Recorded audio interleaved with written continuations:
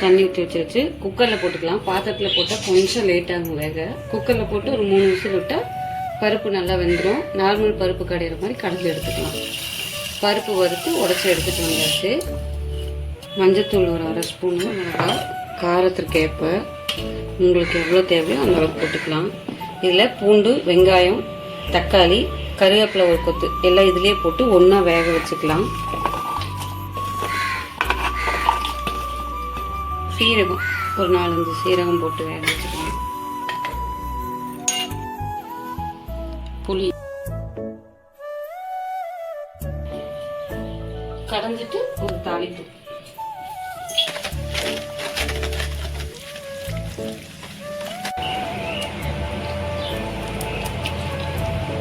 ஒரு தாளிப்பு வடகம் போட்டு தாளிச்சிடலாம்.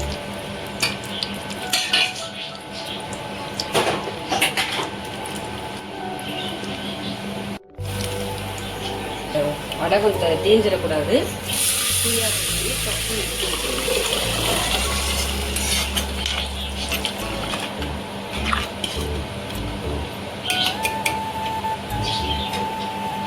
இன்றைய சமையல் காலையிலேயே சாதம்,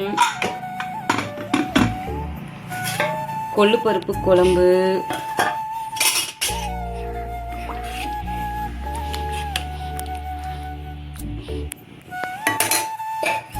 தயிர் இருக்கு,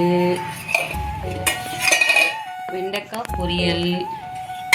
வாங்க உறவுகளே, எல்லாம் சாப்பிடலாம்.